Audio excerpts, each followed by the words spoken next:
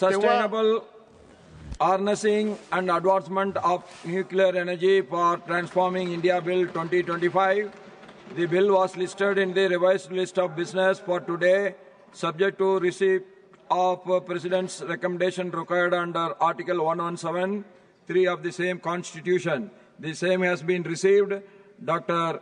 Jitendra Singh ji to move a motion for consideration of the bill. Chairman, sir, with your kind permission, I rise to move that the bill titled The Sustainable Harnessing and Advancement of Nuclear Energy for Transforming India 2025, passed by the Lok Sabha, may be taken into consideration. Thank you, Chairman, sir. Chairman, sir, it is our privilege that we are today destined to discuss this very historic bill, which is going to be a part of a landmark legislation in the history of Parliament of India. We have had an atomic program or a nuclear program which began about 6-7 decades back. At that time, there was some amount of skepticism all over the globe because Hiroshima, Nagasaki had just happened, not even a decade had passed. And many nations also started questioning India's intentions. And at that point in time, the founding father, Homi Bhabha, had declared to the world that India's nuclear program will be dedicated to peaceful purposes. I am glad to note that the moment of vindication has arrived, and vindication is happening when Prime Minister Narendra Modi ji is at the helm. In 1962, the Atomic Energy Act was brought in. Subsequently, another act called the Civil Liability Nuclear 2010. In between, a regulatory board called Atomic Energy Regulatory Board was constituted. Now, first and foremost, because then I'll come out with the detailed reply at the end after listening to the honourable members, but just to briefly, in 5-10 minutes, what was the spirit behind bringing in this bill and what the need to be. In the last 10-11 years, Chairman, sir, India is fast assuming increasingly a global role for herself. India is no longer following others like it happened earlier. For example, IT happened about a decade or so earlier. Television was seen in the United States in the 1950s. And the most talked about presidential election of USA, 1960 election, where suddenly a young, handsome John Kennedy turned the tables on a veteran called Richard Nixon, was also largely determined by a TV debate.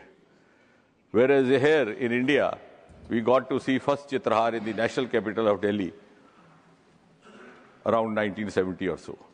So we are now in the first line nation. We are no longer followers. For example, if America landed a human being on the surface of the moon in 1969, called Neil Armstrong, who made their famous statement, small step for man, giant step for mankind. But they could not pick up the evidence of water being there. It was our Chandrayaan which picked up. So now we are no longer following. On the other hand, India is now offering cues for others to follow. And therefore, to live up to that role, we have to follow global strategies, live up to global benchmarks. And for the first time, after 2014, the kind of priority that is being given to the global concerns has also increased, whether the climate concern, whether the energy concerns, energy security, clean energy.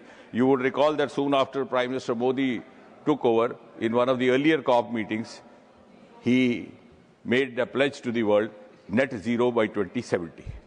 So carrying forward the same movement, because as we move on, the diversion would be towards the clean energy sources for a number of reasons, because the entire world is moving towards that. And that's also important for us to achieve in toto the goal of Atmanirbhar Bharat, so that we become less and less dependent on the petroleum sources or the fossil sources. and therefore our share of the other sources increases.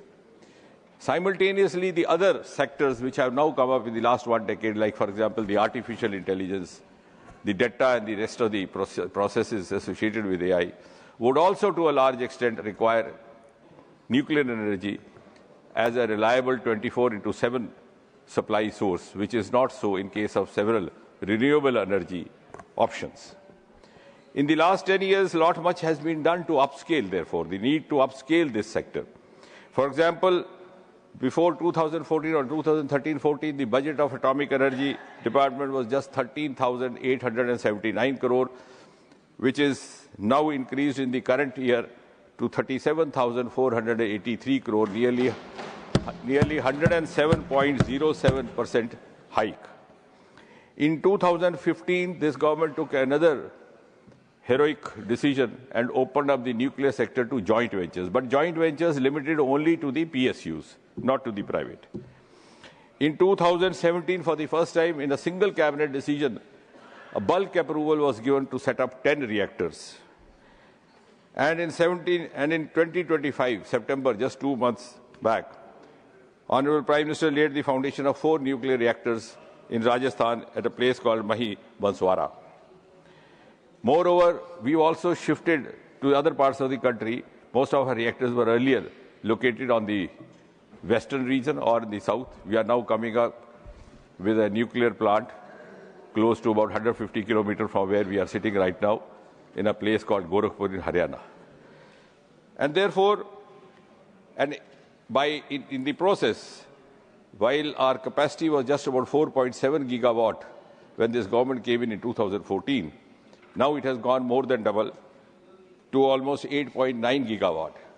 But still, our contribution to the entire requirement generation is just about 3%.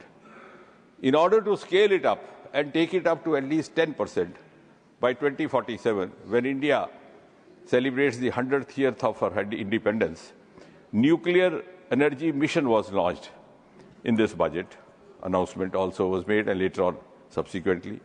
The important component of which was A, opening up the nuclear sector to private players, albeit with certain safeguards and other surveillance mechanisms in place.